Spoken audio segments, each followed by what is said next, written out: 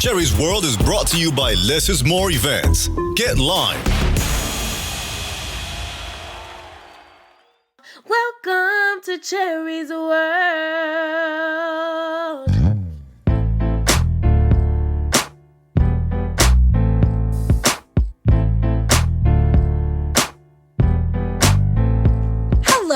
Hello. Welcome to Cherry's World. Today we got Mr. Motivational Speaker, Mr. Author, Mr. Anthony O'Neill in the house. His best-selling books is Graduate Survival Guide, 5 Mistakes You Can't Afford to Make in College, and Debt-Free Degree. That's right, Mr. O'Neill is a financial advisor who is passionate about getting our kids through college without having them end up in debt. So without further ado, Cherry's World, please welcome Mr. Anthony O'Neill. This is Cherry's World. Making Memories Sale Series.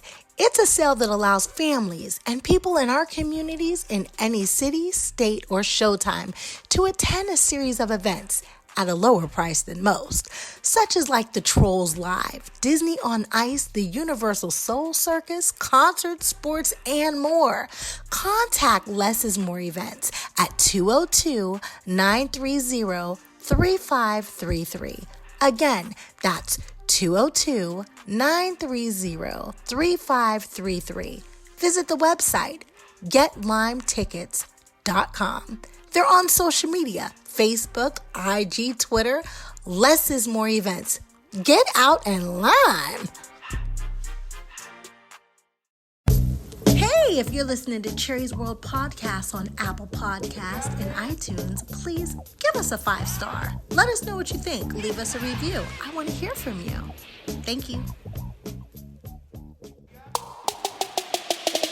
Would you like to advertise on Cherry's World and have your product placed on Cherry's social media for the world to see?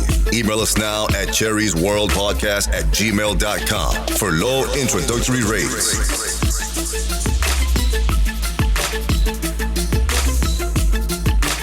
Cherry's World Podcast. Get heard. Welcome to Cherry's World.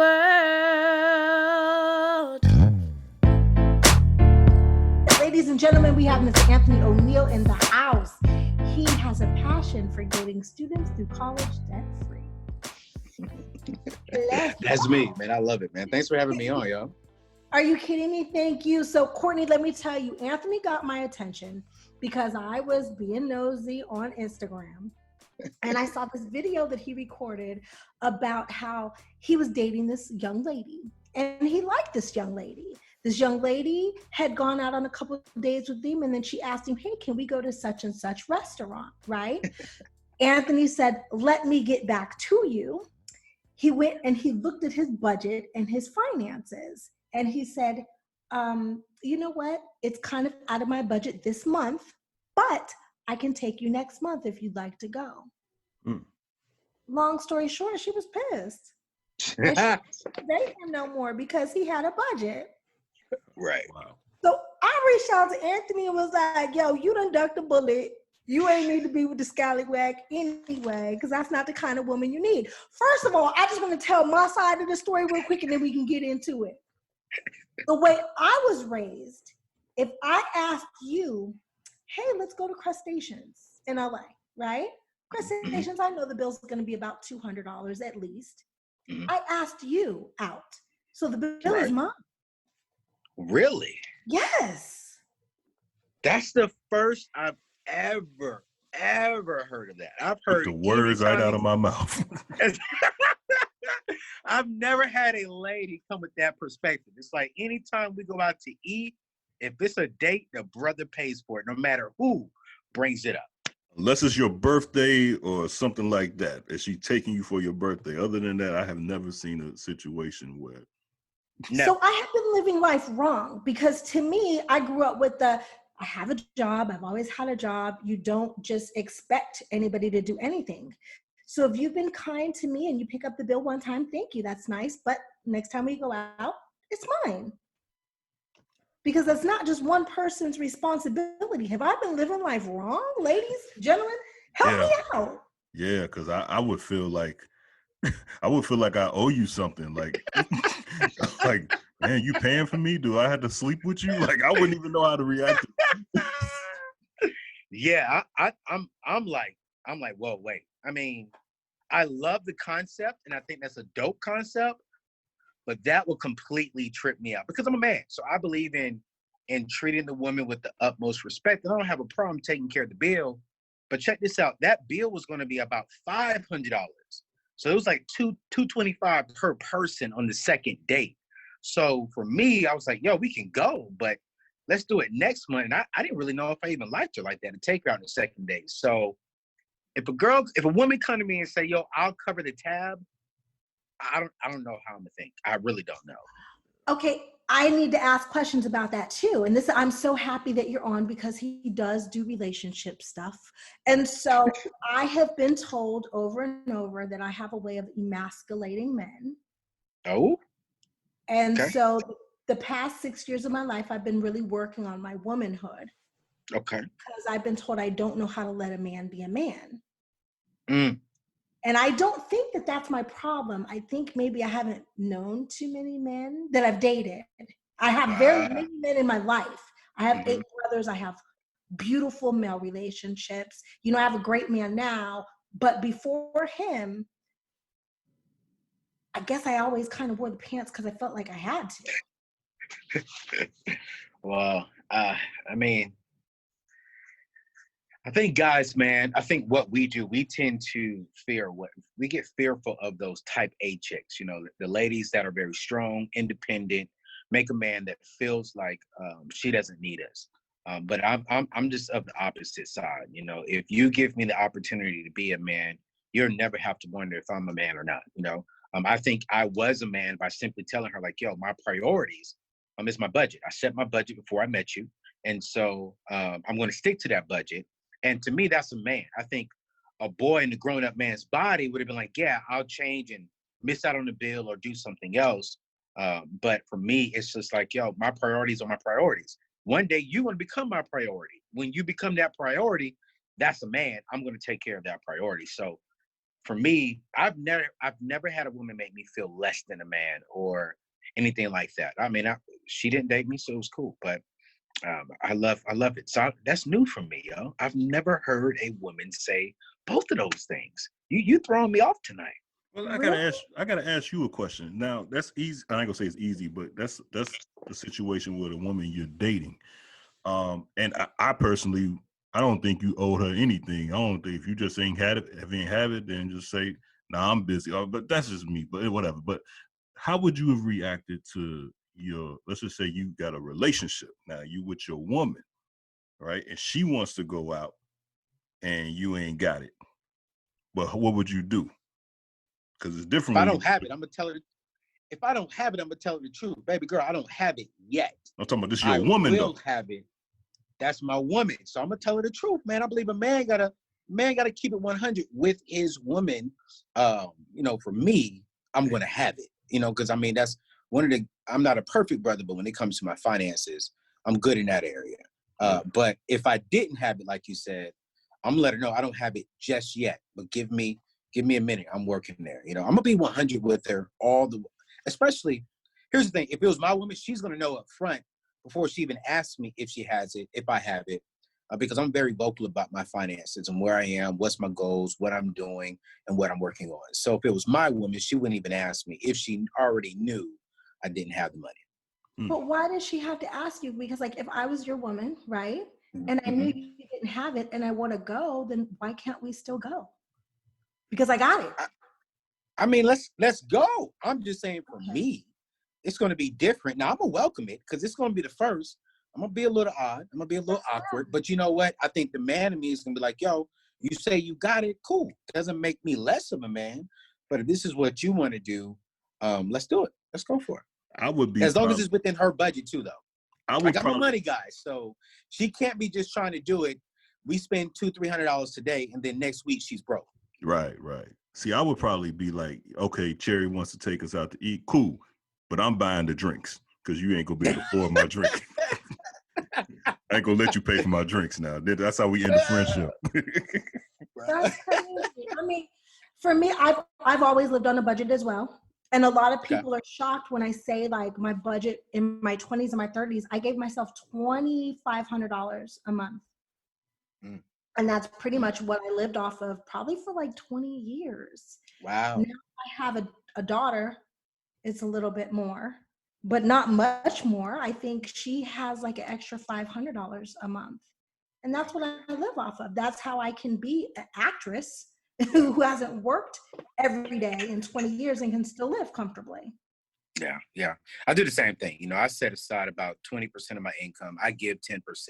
So I live off of 60% of my income. I invest, save, and give away nearly 40% of my money. And so I live way, way, way below my means. And I just think that's the difference between a man who has discipline and just a little boy in a grown-up man's body. I could have easily said, like, yo, I'll take you and just move some things around. Because at that time when she asked me, I was just building my dream home. And so I don't have any debt. I wanted to furnish everything in my house. And so if I would have went there and spent $500, she would have took away from my bedroom or something like that. I don't know. But I was like, yo, I'm saving because I was just moving in that very same month. And I was about to drop a large check to furnish my entire house without borrowing any money. And so I just think she missed out because she didn't ask me why what's going on. Mm-hmm. But it's all good. I mean, so now when I do find a wife, she's gonna love that I told her no because my home is beautiful. Because I was able to stick to my priorities, which I believe men we struggle with that sometimes. True. Let me tell you, I don't even know you like that, but I'm glad you went with that chick because I would have wanted to fight with you. Like, that's just fun. So you Yo, are. when you hit me, I am. I am. Unfortunately, I was engaged about 4 years ago, and walked away from that. An amazing young lady. She just didn't want any more kids. So I said, you know what? I'm 35 years old. I would like, a kid to leave some legacy to, and she just wasn't willing to give it to me. She was 14 years older than me, so I totally understood that. And so I walked away.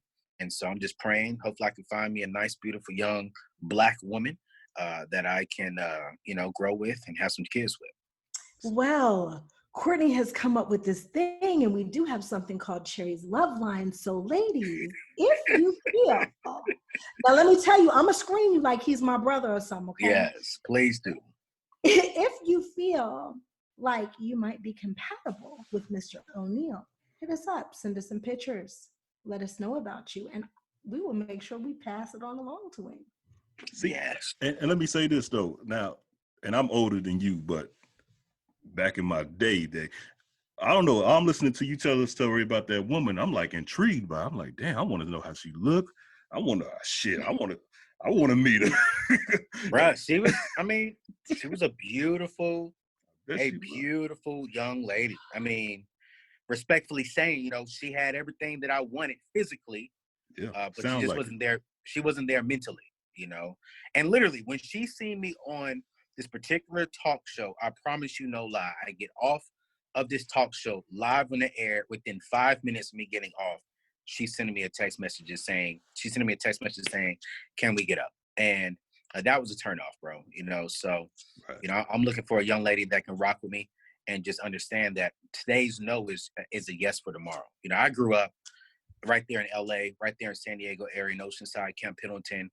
No money, living paycheck to paycheck with my family. I didn't grow up with money. And so I want to have money. I want to be able to take my wife places and do what I want to do when I want to do. And my mom never had a wedding. She never had a honeymoon, never been out of the country, never had no family vacations. So when it comes to me with my money, I'm not frugal. I'm not cheap, but I am wise, and I do have a budget, and I do like nice things. So I just got to find the right one who can rock with me. And where do you live? I live in Nashville, Tennessee. Okay, so I just want to know so we can find a lady in the Nashville area. Man, it doesn't matter where she is. I mean, I can fly wherever. That's smart that you live down there because I got a partner just moved down there. Him and his lady actually, and the cost of living is decent. You get my uncle used to live down there, had a beautiful home down there, man, in Nashville, man. So beautiful place to live. Now it's beautiful. I did not know who you were, but I've done my research since then, and I see that you say that you tied 10% of your money, which is what most people do. I tithe differently. Okay. I give my money directly to people instead of Oh. to church. Yeah. Is that still considered tithing? From a spiritual perspective, nah, sis, that's not considered tithing. But you are giving, but from a biblical perspective, tithing goes to the local church, so the local church can provide for their workers and for the community. So my perspective, from a spiritual perspective, is that. But are you going to hell? Is Jesus looking down on you? Nah. Oh, well, let me tell you, I do much worse than that. So I ain't worried about going to hell for that one. But the fact that you're giving, like, with your platform, with your income, you're helping someone. I'm not mad at you. But just from my spiritual beliefs, I do believe in just giving to the local church. So that way, we can help out our local community. How do you feel about the churches since this COVID-19 stuff that's had to close down, but at the same time, I understand federal law makes you close down, but they haven't been doing anything. I mean, that's their job, to be there for the community. There's a lot of homeless people, and I don't know if you've seen this, but I've seen it. I'm in Chicago, so I see a lot of this. So, wow, you give, you got these poor people that give everything to this church, and then finally something real happens where the church is supposed to be there, not just for a sermon, but actually supposed to be there. In a lot of cases, not all, but in a lot of cases, they haven't been there. How you feel about that? Man, if those churches have not been there, I'm very disappointed. I go to Watson Grove here in Nashville, Tennessee, where Pastor John Faison is the senior pastor. And man, every single week, we've been giving out groceries. We've been helping out homeless. We've been trying to help wherever we can. That's why I give my tithe there. And actually, this past Sunday, I gave my 10% plus an extra 5% because of the great work that we are doing. But I would definitely say I am disappointed in some of the other local churches out there who are not stepping up to the plate, who are not giving. And even some churches who are opening up their doors still right now and putting people at risk. So I can't speak for everyone, but I know my church specifically, who I give my money to, I hold them accountable, and that's where I tithe. And so if you can't use my tithe correctly, I just won't be a member of that church anymore. But I'm grateful for the opportunities and the doors that they're opening and helping out the community here in Nashville and in Franklin, Tennessee. And it's been great watching that, and I've been out there serving and helping as well. That's beautiful. Now, I am amazed and completely impressed by your website. I actually downloaded one of the resources about the conversations to have with your children. My daughter's a little young, she's 5, but I downloaded it and I'm holding it for a later date. And I was also floored. You gave me 500 pages, not 500 resources, but 500 pages full of scholarships. Yeah. That you can get to go to college. Yeah. I didn't even know there were that many scholarships. Yo, listen, man, right now it's crazy. I mean, let's look at it. The average kid is going to graduate with about $35,000 in student loan debt. Just had a student I mentored yesterday. She graduated with a law degree, 25 years old, $315,000 in debt, And so her first job is making $54,000 as a tax attorney. And so I'm like, okay, you're making $54,000, but you already owe $300 plus in student loans. And so I just started seeing the math, man. I believe in education. I believe in young people being successful, but I completely disagree with student loans. And so I just wrote the book and I just say, you know what, I'm going to help as many people, as many young people get into college without debt. And then also help people like us who are older get out of our student loan debt quick as possible. So I just released that quick read called Destroy Your Student Loan Debt. But it's crazy, man. I mean, I'm seeing young people just rack up a bunch of student loan debt. I got something special I can't say just yet, but as soon as it comes out, I'm gonna hit you up and let you know. We'll love to talk more about it, but it's gonna be big nationally of what we're trying to do around the student loan stuff. But I got a lot of that stuff coming. I got that. I got the book called Debt Free Degree on how your child, starting in the 7th grade, if they follow that plan, they will go to college debt free. They can go to any school they want debt free if they follow the plan that I put in the book. So check it out. Absolutely. I tried to order one. It won't be here until May 15th because there's a delay with No, Amazon. No, I'm gonna send you one. I'm gonna send your boy one. I'll send y'all several so y'all can give away and bless the people on your podcast. I would love to give some stuff away for the students. Yeah. Absolutely. So if you've got a kid and you guys are trying to prepare for college and you said around 7th grade, right? So if they're in the 6th grade, hit us up so we can get you ready for 7th grade. Yeah, do that. And then I'm gonna send you a case of the quick read on how to get out of your student loan debt. So I'll send you 2 cases. One, debt-free degree. That's for middle school and high school students and those parents. And then if you 30, 40, 20 years old and you have student loan debt, I'm gonna show you how to get out of that real quick and fast. Real quick and fast. How beautiful is that? You also said something, and I know Courtney's our money guy, okay? So he's more in the finance than I am, but you were talking about don't use your credit cards because credit cards seem to be a trap and cash is king. I've heard that in the hood my whole life growing up, with cash is king. But I did the dumb thing, you know what I'm saying? When I was young, I messed up my credit because I had these plastic cards. I didn't even know the bills had to be paid. Let me tell you, that's how dumb I was, because I've had a financial advisor my whole life who basically was paying the bills and stuff. But I forgot to tell him I got these credit cards and I was swiping. Right. Yeah. So I'm the guy that got, $35,000 in debt there in California, $15,000 in credit card debt, took out $10,000 in furniture, and then took out another $10,000 in student loans when I didn't even need it. And so went online to pledge a particular fraternity. Unfortunately, we participated in hazing, got kicked out of school. When I got kicked out of school, I lost my job, and my parents were disappointed. And so they kicked me out of the house and said, hey, you need to, go man up and live with your consequences. And so at 19, within 1 year of me graduating high school, I'm $35,000 in student loan debt, homeless, sleeping in the back of my car. And I started pointing fingers at everyone, but I quickly realized that I jacked myself up financially. And so studies show that nearly 98% of the people who get a credit card say they're getting it for an emergency or they're going to pay it off every month, but they do not. And it just racks up so much debt, so much interest. And so I remember when I got out of debt, I'm sitting with a lot of money in my savings account. I go to apply for an apartment and they decline me. And I had enough money in my savings account to go ahead and pay for the full contract of whatever it was. And it quickly showed me that having an 800 credit score doesn't mean you're successful with money. It just means that you're good with paying back debt. What really makes you successful is how much money do you have saved? How much money do you have invested?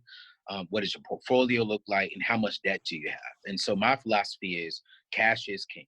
I want a lot of savings. I want a lot of investing. Right now, my goal is to pay off my house by next year. That'll bring my net worth up.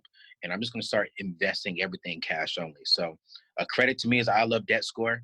And cash to me is that's going to allow me to leave a legacy. I can't leave an 800 credit score to my kids, but I can leave land. I can leave money. I can leave houses. I can leave a business. But that 3-digit credit score means nothing. I got a question. Yeah. So when I bought my first crib, the lady, I was young, I forgot how old, but she was explaining to me, you need to take all your bills that you're paying, and I didn't have major bills, but she said take all your bills that you're having, and you put it all on the credit card, and you pay that credit card off, but not completely off. Pay it and leave $300 on there a month, but don't pay it off, and do that for 2 months, and I'll get you approved for the house. So I didn't change anything. I didn't get more money, save anything else, but I was approved for, a house in Chicago. I was like, wow. It's like, so does this look like? It's like, wow, this is all the game. You know what I mean? So it's like you don't really care. It's just a numbers game. But you said you don't believe in credit cards at all. Well, here's my thing. 78% of us living paycheck to paycheck, bottom line. As far as we'd only have $400 in our bank account for an emergency. I mean, right now, 26 million people filed for unemployment during this pandemic time. And so when I look at people with credit cards, what I see, honestly, are good people, but people who just do not just want to do the hard thing, just pay cash for it. A lot of people say, hey, pay it off at the end of the month, get the airline miles. Well, I got enough cash, I can buy my own airline miles. Okay, I don't need any airline miles. Set this up, keep it below 30%, keep your credit score good. But a credit score is only good if you want to stay in debt. Me personally, I want to own everything that I have. I don't want BB&T or Citibank owning my cars. I don't want Wells Fargo owning my house every single day. Think about it. Wells Fargo is a family last name. Rolls Royce is a family's last name. So we're taking from our family, giving it to another family, financing their legacy, financing their future, paying interest on and giving them money and taking away from our families. And we're going home, we look good because we finance from another family, but we can't even really enjoy our lives because we're living paycheck to paycheck. So my thing is, I don't have a problem with someone else, another family succeeding, but I'm going to make sure my family succeeds first. I'm going to make sure I got 6 figures in my bank account. I'm going to make sure that I have land, not just homes. You know, we can't build any more land. We can continue building houses, but I'm purchasing land for my kids, cash, outright. So that way, it's theirs. So my philosophy on credit is, you only rock with credit if you want to stay in debt. Me, I want to build wealth and I want to build a legacy. So I avoid that. And so the only thing I'm missing out on is reward points and airline miles. I'm good. I can buy that myself. Well, I got to ask, let me follow up on that question. The American dollar is not worth a damn anymore. If you remember, basically, I don't know, I'm sure my numbers are off, but for each dollar was supposed to be so much gold. I think is that how it's supposed to be? But now they're now they're just printing money. All this stimulus shit, they're devaluing the dollar. So your way is the way my mom and my grandfather, I remember my mom told me, you want to buy a house, you got to save up 20%. Remember, save 20% of money, buy a house. They don't even stress that anymore. You know what I mean? They just like, they do the numbers game.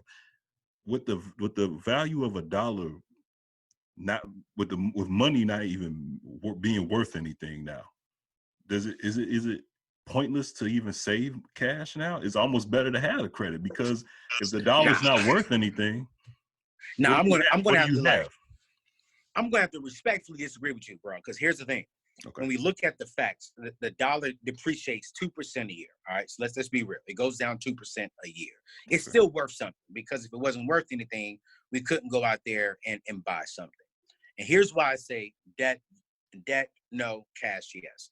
My mentor, Dave Ramsey, right now owns his own business, owns it. We're sitting with millions and millions of dollars in our savings account. They're estimating that nearly 30% of companies will not reopen because they cannot afford to, because they were saddled with debt and they couldn't pay the bills.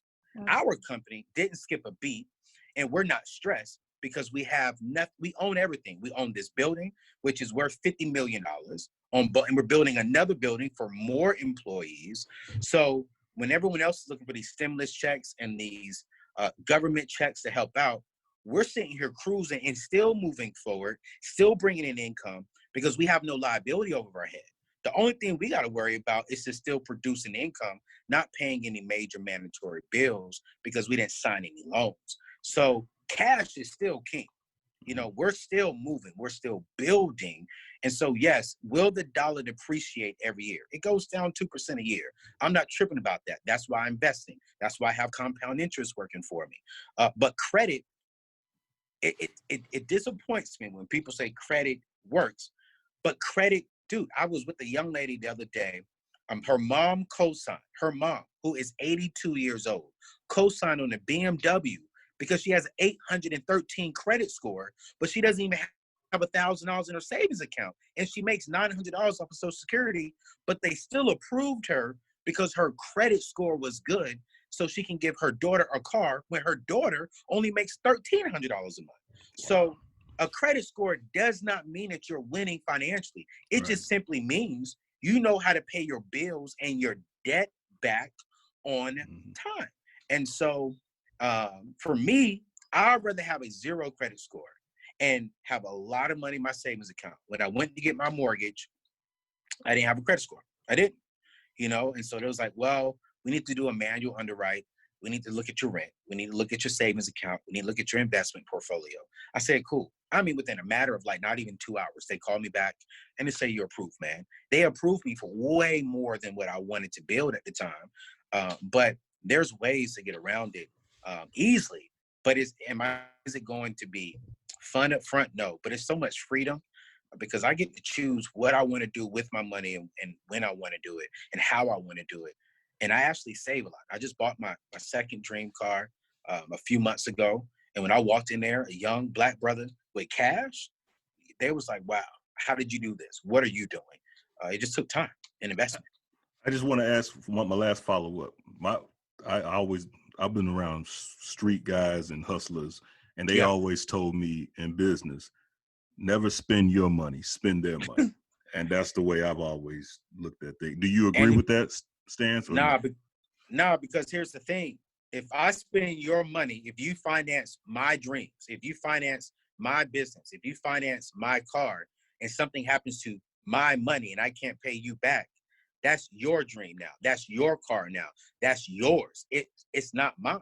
And so I would never want to put my dreams, my hard work into the hands of someone else. I did it before, but now I'd rather wait 3 years to purchase my car outright cash and it's mine than to ask you to finance my car and then it's yours and I'm paying you back. You have the title to my car.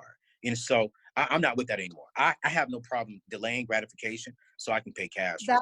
And I did that. I'm 35 years old. So that's what I was going to say to you. You said, I've never financed a car. I've never leased a car. I've always paid for my cars cash. And people would make fun of me because like I was a little girl on TV and I was driving this Toyota Camry. And I was like, yeah, but I paid for my car. Yeah. And they kept saying, well, when are you going to get a Mercedes? Or when are you going to? I was like, I'm not. I always said, I'm going to drive this car till the wheels fall off. I actually drove it for 13 years and the door fell off. And then I bought another sensible car. Yeah. You know, and people they make fun of me all the time because they expect to see me in a Porsche or something. And I pull up in a truck. I'm a mom. You know what I'm saying? And I'm not judging the young lady at all, but you just said that her mama put her credit down because she got an 800, you know where I'm going, Courtney, 800 something score. And the daughter makes $1,300 a month, but she bought a BMW. So her lease has to be, or even if it's not a lease and she's buying, her payments have to be at least $550 a month. It was $872. A month? Yes. A month, man. I'm not judging you, sister. They didn't even ask her for proof of income. They didn't ask her for a job. They didn't ask for nothing because the credit score, I mean, we all know this. If your credit score is above a 780, you ain't got to prove nothing. You just walk in there and you get it. The only thing you got to prove when it comes to a 780 credit score or higher is for a mortgage. But when you want to go in there and get a credit card, if you want to get finance a computer, or if you want to get a car, you just got to have that score and no proof of income. You just got to show them, yo, I'm good at paying back my debt. But that leaves this child with like $500 for the rest of the month. She's going to have to buy gas. Okay, I'm going to take $100 away. She's going to have to buy car insurance. Okay, any kind of maintenance that has to be done. Now the child got $250 to last for the month. No, you're saying child. This woman was 35 years old. So she has a life. You know, this ain't just no child. This is a grown woman who asked her mother to finance this car.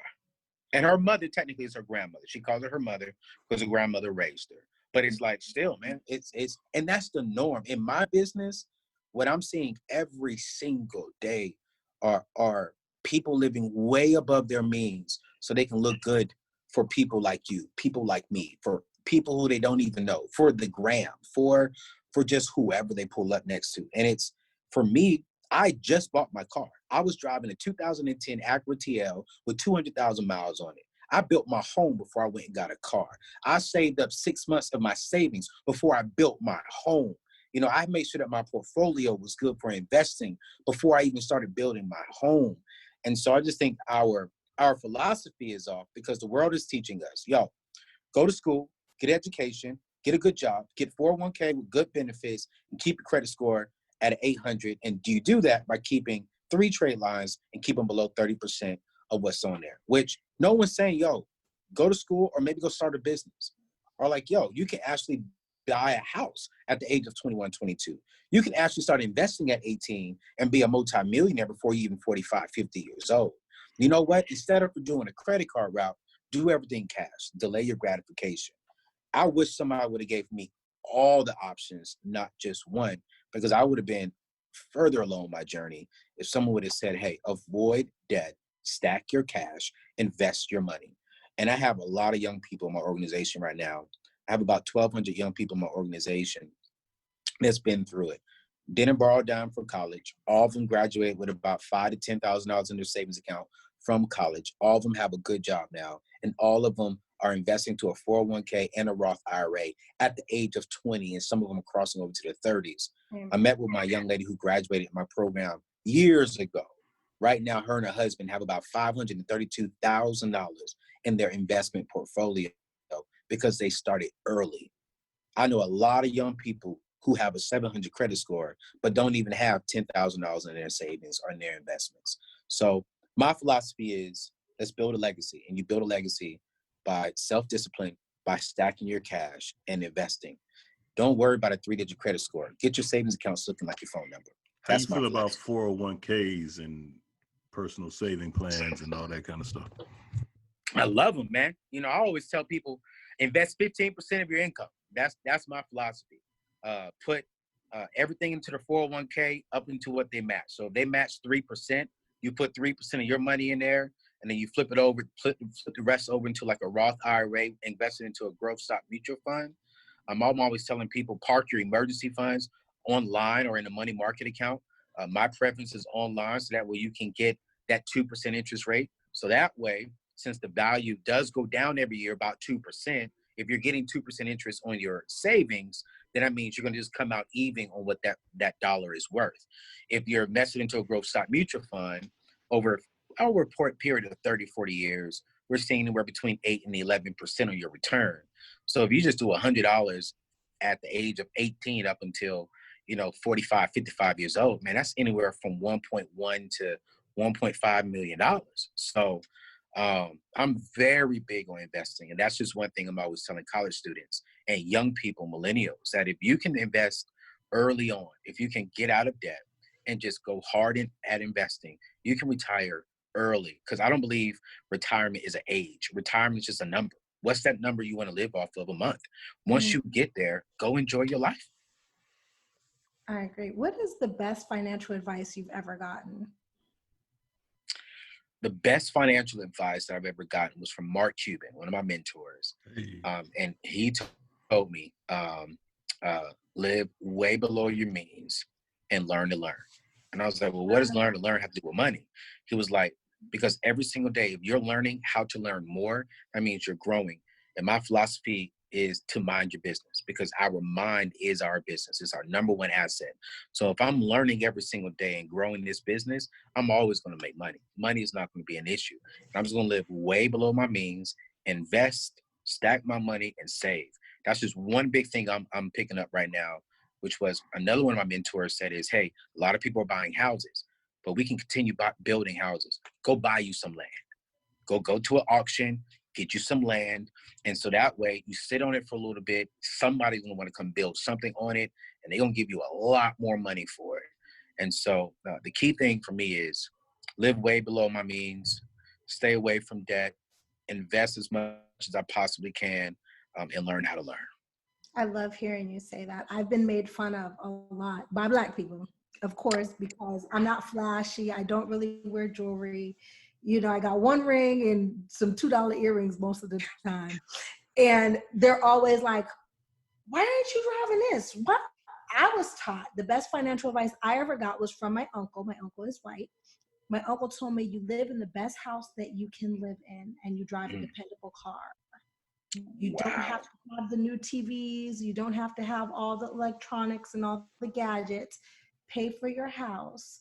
Once you pay your house down, you might outgrow it, sell it, and buy another one, but buy the Mm. best house on the street, and that's what I've done. Yeah. I love it. Courtney, what is your best financial advice you've ever gotten?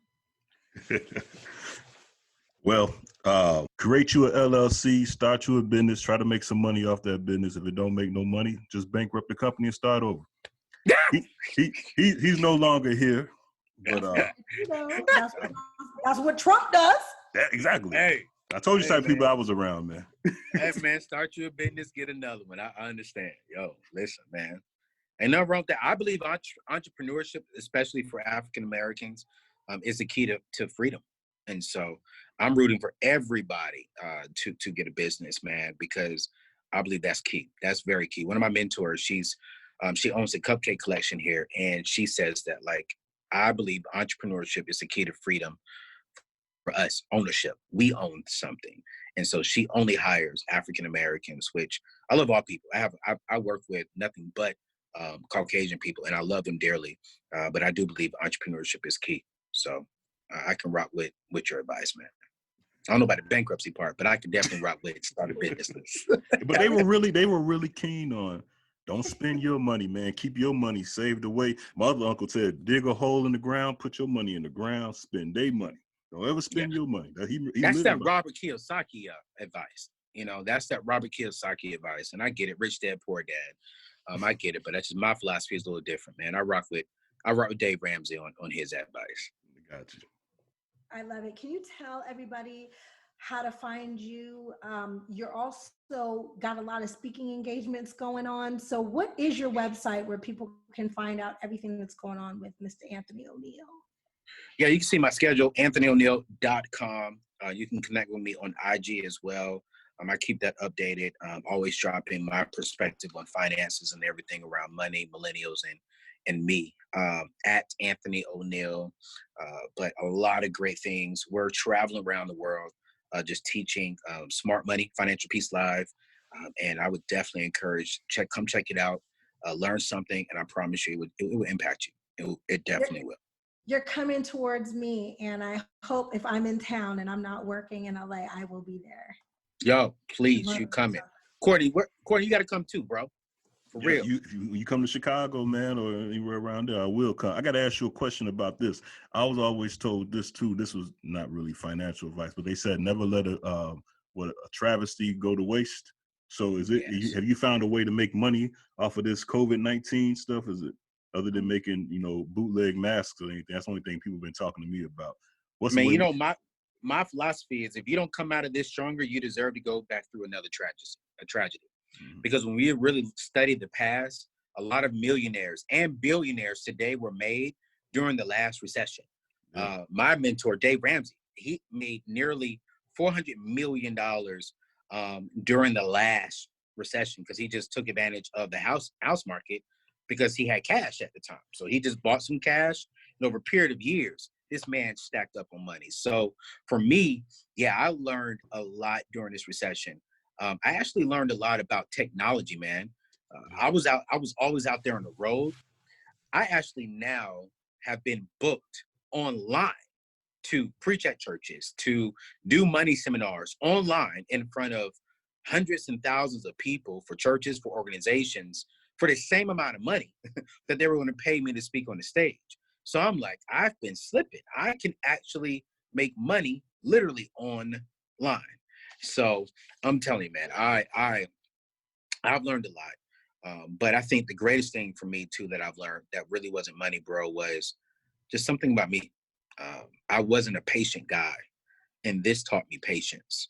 And I had to really sit myself down and really teach myself how to be a patient and sit still guy and trust my team more, rely on my team more. So I'm coming out of this with so much wisdom and knowledge that I'm going to make more money in the fall than I probably would have ever made this year because of just sitting still and just learning and gleaning from certain mentors of mine. So I'm pretty pumped. I'm grateful that it happened. It sucks, but hey, I'm coming out of this thing strong.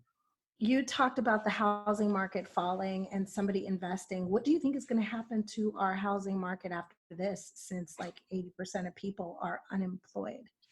Yeah, I don't think it's going to drop too much. Honestly, I was talking to my mentor about that. I mean, the interest rates are low.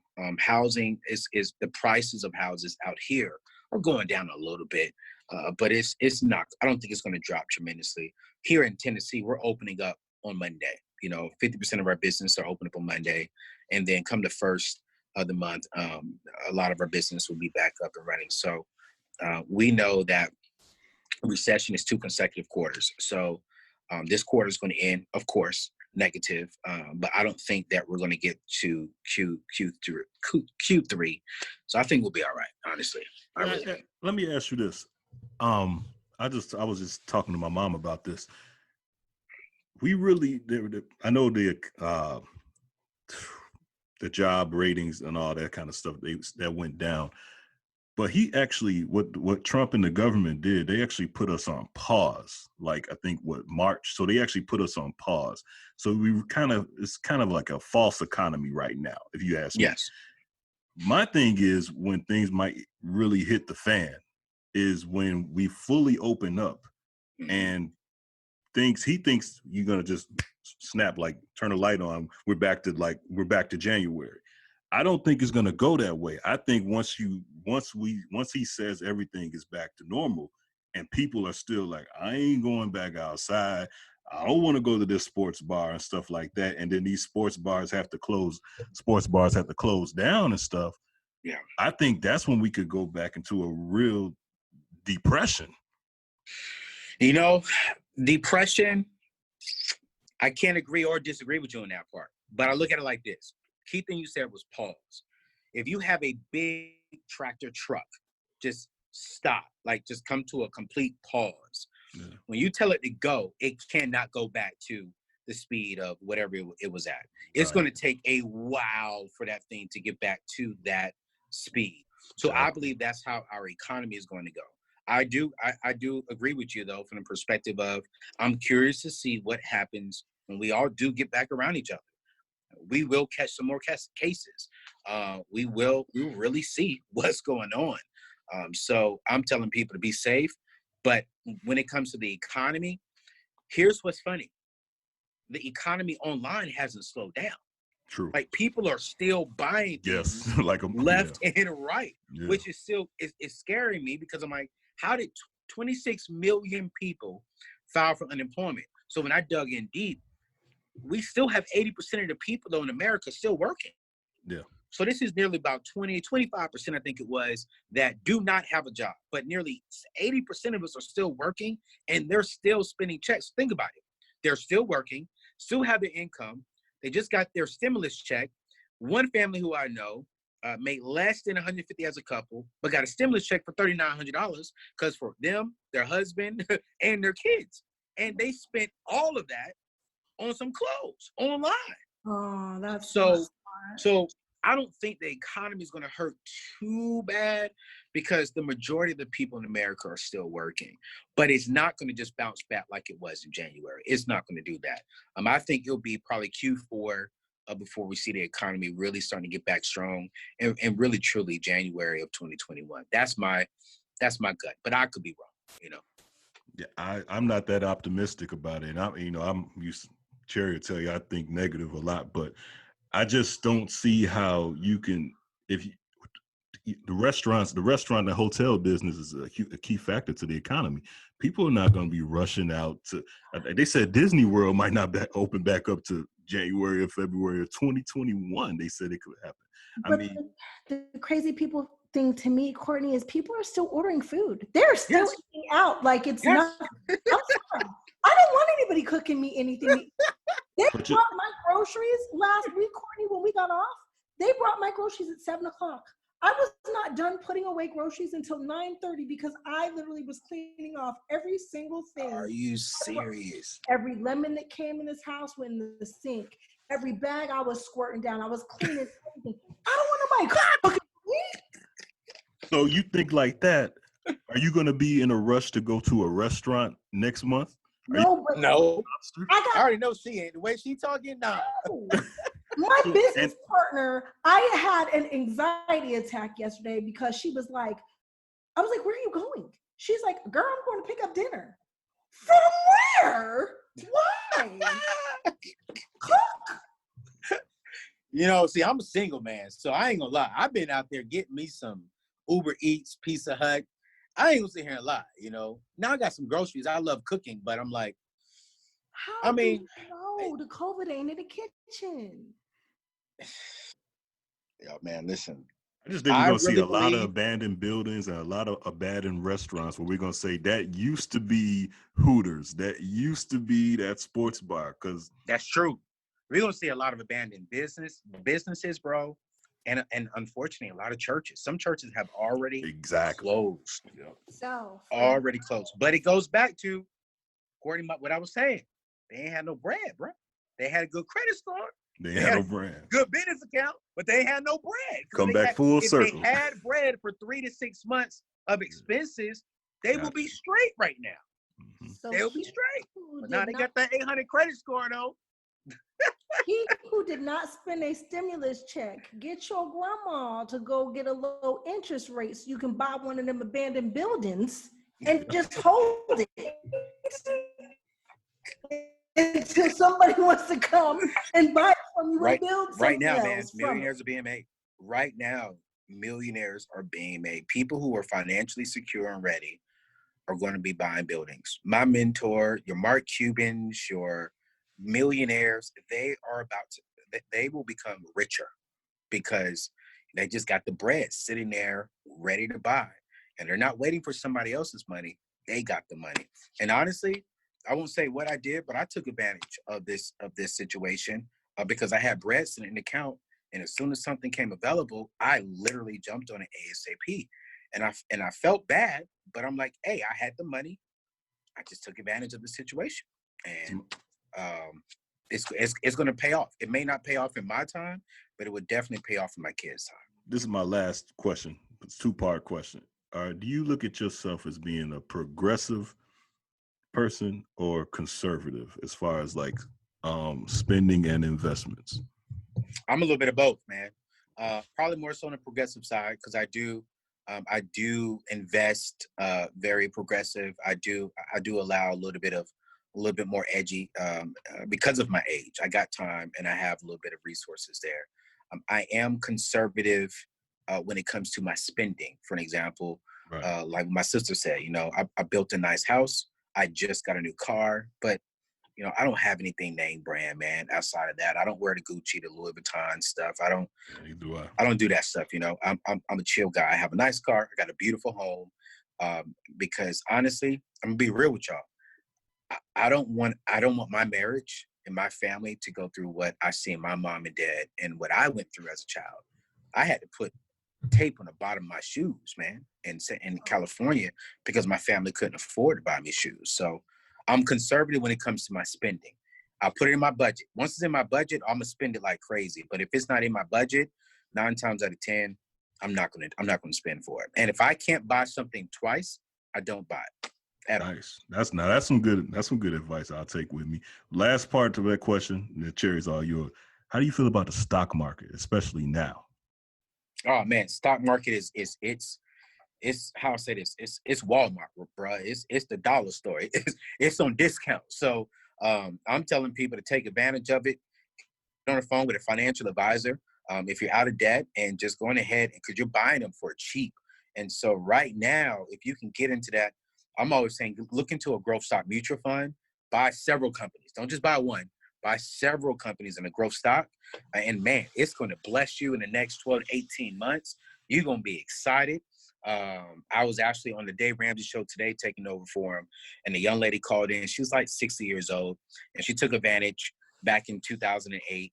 And her mutual fund, her Roth IRA, was worth about $1.8 million. Oh, wow. Because she just took advantage and just kept investing and investing and investing. So, man, like I'm loving the stock market right now when it comes to investing wisely. So really? I have a financial advisor for myself, and I'm a money expert guy, but I still trust somebody else to advise me on what to invest in. That's why I don't think I would be a millionaire because I don't trust that stock market at all. Come on, bro. You don't have any growth stocks or nothing like that? I got a 401k. I have Get you a Roth IRA. So for somebody who's not versed in Roth IRAs, I am. My accountant, and you see the look on my face, had one since I was 7. I don't know who starts a Roth IRA for a 7-year-old, but whatever. What? Yeah, especially when you can't touch it or you get that major penalty.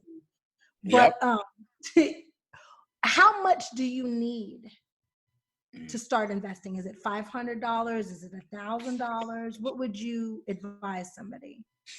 Man, I always tell I tell 18-year-olds, 19-year-olds, put $100 in there. You really don't need much. Put $100 in there, and you're good. If you're 18, and let's just say all you did was just put $100 in there from 18 and for 40 years. What's that? 28, 38, 48, 58 until you're 58.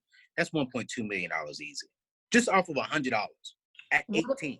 What about people in their 40s? Because that's our age. Yeah, that's our age. So for people our age, I'm saying Roth IRA. Let's just say if you have someone in their 60s, still get a Roth IRA, but talk to a financial advisor because there are some back doors to where you can invest more into it.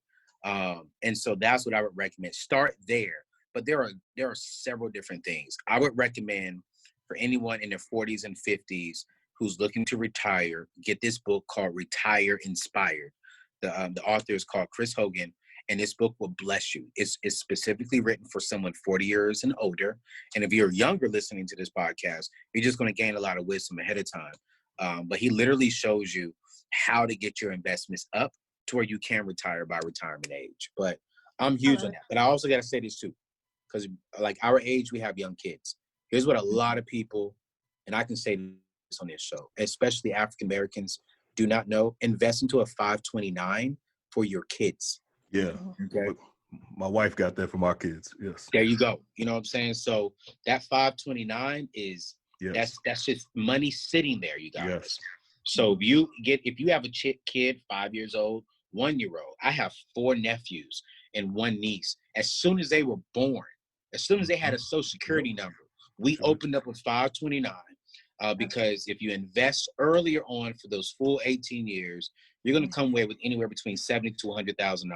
And if they go in-state, that's going to take care of the college education 100% debt-free. So I'm telling people 401k is the route to go. Roth IRA, which simply means, you guys know this, you don't have to pay taxes on it when you pull out of it. And then a 529 for your kids. And what I love, you can start one, and if they don't use all of it, you can pass it down to the next kid or to the husband and wife. So that's just my last little bit of stuff for you. This is why I left for my kids life insurance. I got a great life insurance policy on myself. So when I die, they're gonna be straight. There you go. There it is. At least you got it. Before we let you go, can you do me a favor? Can you look at the camera, say your name, and say that you're on Cherry's World, or whatever you would like to say? We'd appreciate it. Just give us a drop. Yo, my name is Anthony O'Neill, Ramsey personality, #1 national bestselling author, man. And I'm on the greatest show of them all. Yo, she was my high school crush. Cherry's World right here, yo. I'm so grateful, yo. Yo, keep it locked. Oh, thank you so much, sweetie. And he gave us permission, ladies. Send us your picture. He said it don't matter where you live at, because brother man can fly anywhere he want to go. Okay. Yo, but she got to be beautiful though. I ain't gonna say a lot. Hey, inside and out. Because let me tell you, he might judge your face. I'm gonna be judging your insides because I want to know what you really think. I'm gonna be judging the outside. I'll judge the outside too. Yeah, so you judge the outside, let her judge the inside, then y'all send it to me. Yeah. If it makes it past that, we good. Because if it's just a free dinner or something like that you want, sister, you ain't going. I'm sorry. Maybe. I might have a say on that. Welcome to Cherry's World. Brought to you by Less is More Events. Get Lime.